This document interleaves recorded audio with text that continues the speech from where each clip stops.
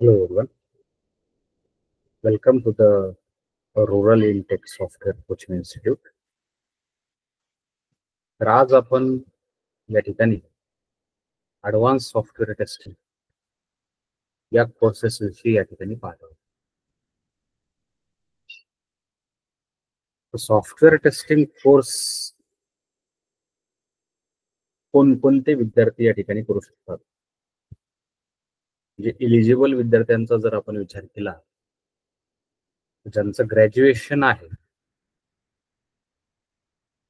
Bachelor of engineering, BA, BTech, BCA, MCA त्या ठिकाणी झालेलं असेल तरी चालेल. BA आणि BCom चे विद्यार्थी सुद्धा या ठिकाणी सॉफ्टवेअर टेस्टिंगचा कोर्स शिकू शकतात, कंप्लीट करू शकतात. मग ह्या कोर्समध्ये मुळात आपण काय शिकणार? जे सॉफ्टवेअरला टेस्ट करण्याचे कोणकोणत्या वेगवेगळ्या पद्धती आहेत, लाईक कोणकोणते टाइप्स आहेत. तर त्याच्यामध्ये पहिला पॉइंट येतोय मॅन्युअल टेस्टिंग.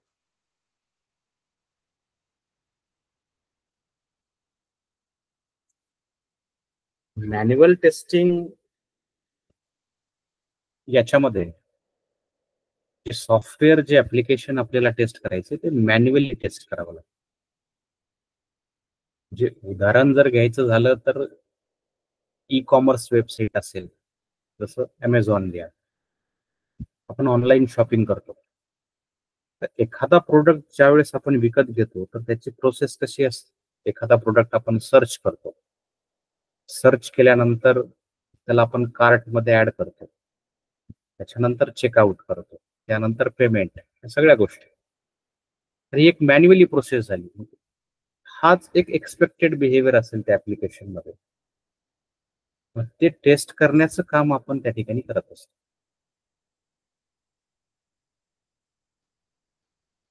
मग मॅन्युअल टेस्टिंग मध्ये मुळात जो सिलेबस आहे त्याला आपण 3 मॉड्यूल मध्ये डिवाइड केला आहे. त्यातलं पहिलं मॉड्यूल आहे ज्याच्यामध्ये सॉफ्टवेअर टेस्टिंगच्या कन्सेप्ट्स आपल्याला बघायचे. याच्यामध्ये आपल्याला सॉफ्टवेअर टेस्टिंगच्या कन्सेप्ट्स बघायच्या. सॉफ्टवेअर टेस्टिंगच्या कन्सेप्ट्स म्हणजे काय, की जे काही ऍप्लिकेशन आपल्याला टेस्ट करायचे ते कशा रीतीने टेस्ट करायचं.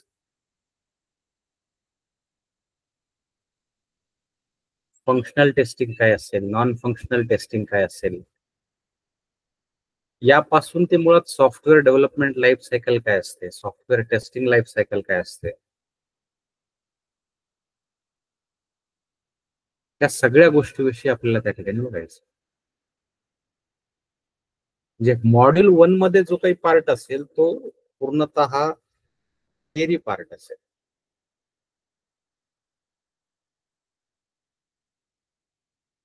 थिअरी पार्ट असेल,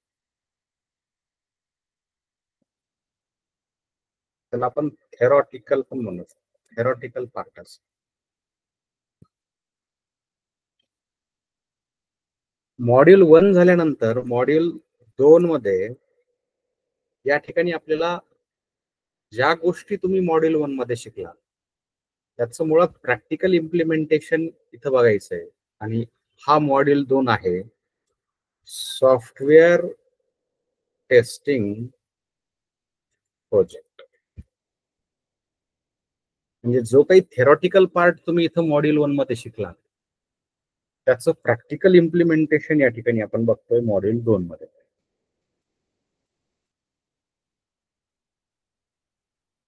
म्हणजे त्या कन्सेप्टचा वापर करून एखाद्या ऍप्लिकेशनला आपण कसं टेस्ट करणार प्रॅक्टिकली. एखादा बग सापडला तर तो बग कशा रीतीने रेज करायचा, त्याचा बग रिपोर्ट कशा रीतीने जनरेट करायचा, या सगळ्या गोष्टीविषयी आपल्याला या ठिकाणी बघायचं मॉड्यूल 2 मध्ये सॉफ्टवेअर टेस्टिंग प्रोजेक्ट. हा असेल तुमचा प्रॅक्टिकल.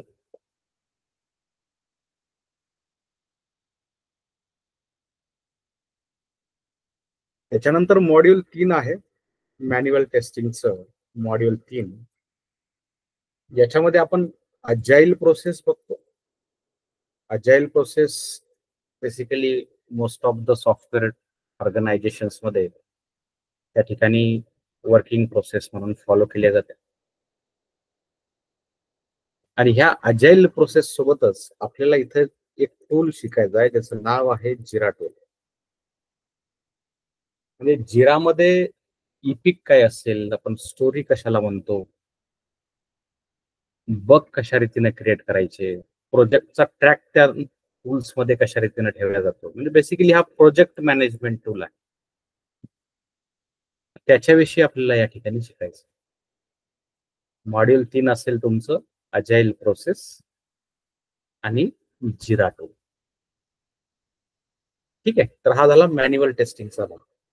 त्याच्यानंतर जे पुढचा पार्ट आहे सॉफ्टवेअर टेस्टिंग कोर्समध्ये तो असेल automation testing.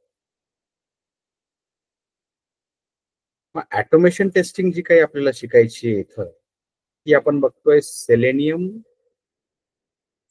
Web driver with जावा.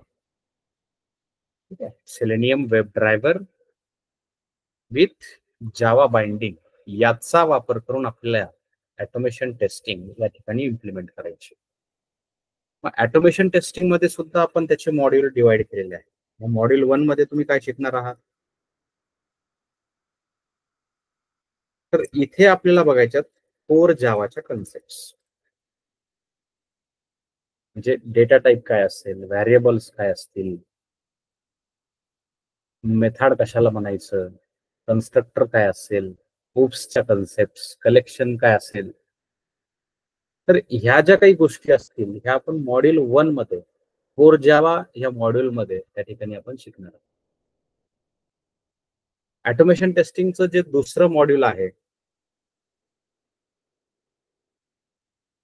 ते असेल selenium web driver.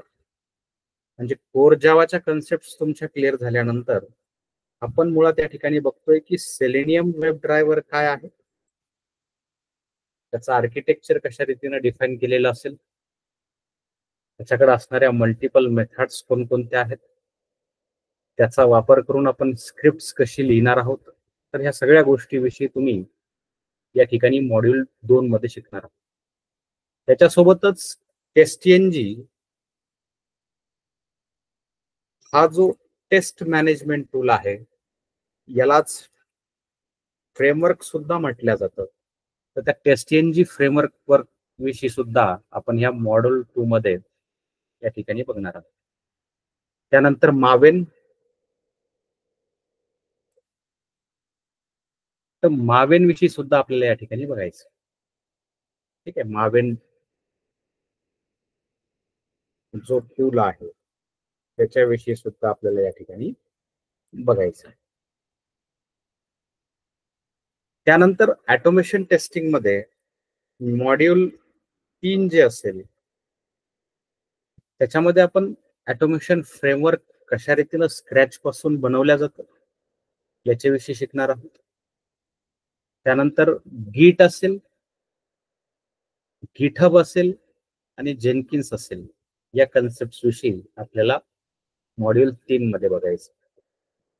Automation framework कशा रीतीने स्क्रॅच पासून डिझाईन केल्या जातो, ज्याच्यामध्ये बीडीडी फ्रेमवर्क असेल किंवा टेस्ट ड्रिव्हन डेव्हलपमेंट अप्रोचचं टीडीडी फ्रेमवर्क असेल त्याला आपण या ठिकाणी बघणार आहोत. गिट काय असतं, त्यासोबत गिटहब, रिमोट रिपॉझिटरी आणि जेनकिन्स ज्याला आपण CI/CD टूल्स म्हणतो. तर ह्या कन्सेप्ट आपण ऑटोमेशन टेस्टिंगच्या मॉड्यूल 3 मध्ये या ठिकाणी शिकणार आहोत.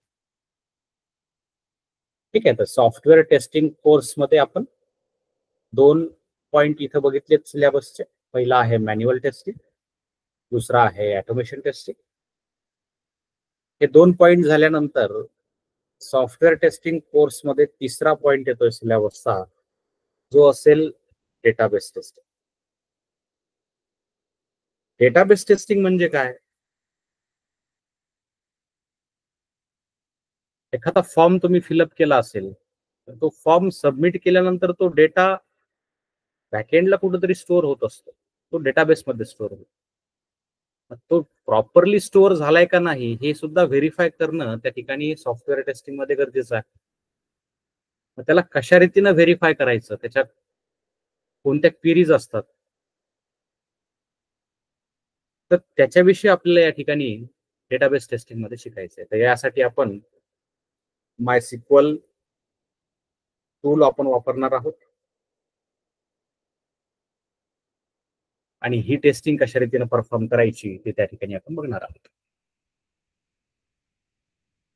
त्याच्यानंतर नेक्स्ट जो काही भाग आहे तो आहे API testing. Software testing course मध्ये जो चौथा पोर्शन आपल्याला बघायचा आहे तो आहे एपीआय टेस्टिंग. आणि ह्या एपीआय टेस्टिंग मध्ये बेसिकली काय होतं की आपण एखादी रिक्वेस्ट तिथं पाठवली तर त्याचा रिस्पॉन्स त्या ठिकाणी सर्व्हर कडून आपल्याला मिळत असतो. त्या रिस्पॉन्सला व्हॅलिडेट करण्याचं काम आपण या ठिकाणी एपीआय टेस्टिंग मध्ये करत असतो. त्याचे काही स्टेटस कोड असतात.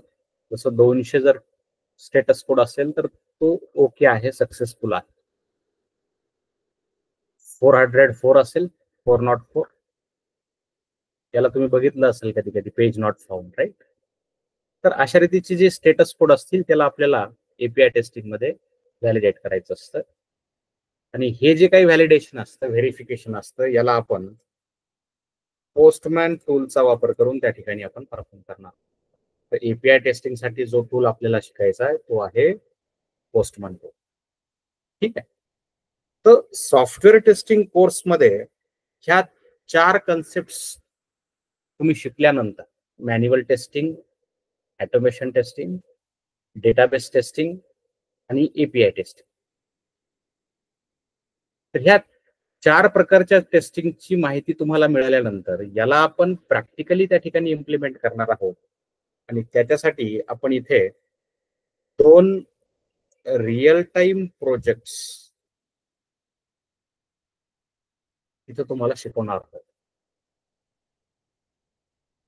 म्हणजे मॅन्युअल टेस्टिंगच्या ज्या काही कन्सेप्ट असतील, ऑटोमेशन टेस्टिंगच्या ज्या काही कन्सेप्ट असतील, डेटाबेस टेस्टिंगच्या ज्या काही कन्सेप्ट तुम्ही शिकलात, एपीआय टेस्टिंगच्या ज्या काही कन्सेप्ट शिकलात, तर त्या सर्व नॉलेजचा वापर करून कशा रीतीनं ऍप्लिकेशनला टेस्ट केल्या जातं हे आपण ह्या 2 रिअल टाइम प्रोजेक्ट्स मध्ये शिकणार आहोत.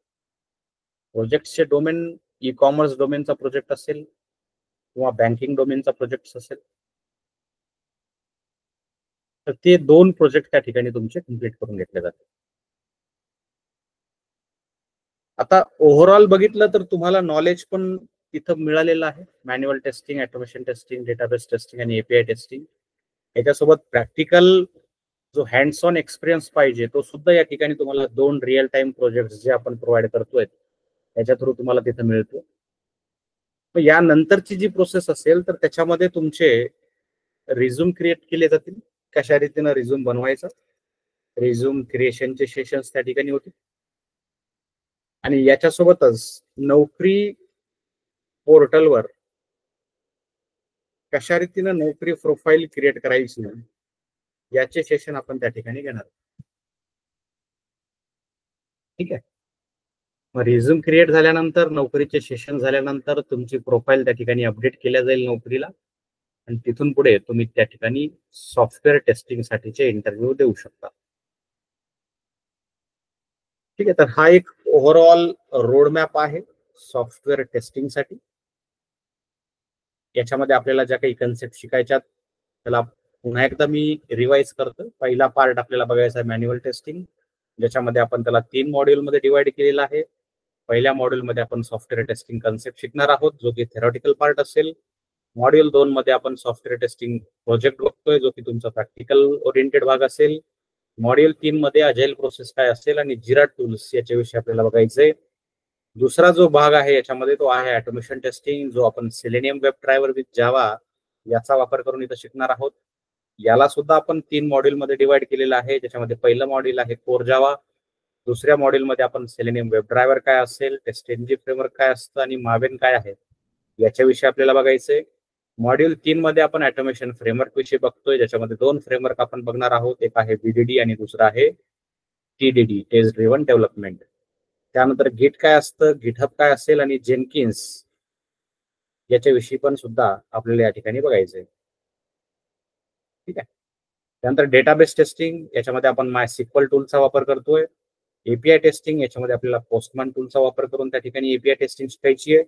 त्या सगळ्या कन्सेप्ट तुमच्या क्लिअर झाल्यानंतर आपण तिथे 2 रिअल टाइम प्रोजेक्ट्स घेणार आहोत. जे काही नॉलेज तुम्हाला मिळालंय त्याचं practically implementation, hands on experience तुम्हाला त्या ठिकाणी यावा यासाठी आपण 2 प्रोजेक्ट तिथे घेतोय, जे की बँकिंग डोमेन आणि ई कॉमर्स डोमेन या 2 डोमेनचे प्रोजेक्ट्स त्या ठिकाणी असतील. हा पार्ट झाल्यानंतर तिथे तुम्हाला रिझ्यूम कशा रीतीने क्रिएट करायचा, नोकरी प्रोफाईलवर कशा रीतीनं ती अपडेट करायची नोकरी प्रोफाईल, याच्याविषयी जे सेशन सुद्धा त्या ठिकाणी होतील. आणि ह्या सगळ्या गोष्टी झाल्यानंतर तुमची नोकरी प्रोफाईल अपडेट झाल्यानंतर तिथून पुढे तुमचे इंटरव्ह्यू त्या ठिकाणी शेड्यूल केल्या जातील, म्हणजे शेड्यूल होतील. ठीक आहे.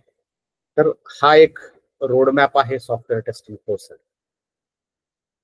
तर या ठिकाणी आपण थांबतोय. तुमचे काही क्वेश्चन्स, डाऊट्स असतील तर तुम्ही ग्रुपमध्ये त्या ठिकाणी रेज करू शकता. चलो, थँक्यू.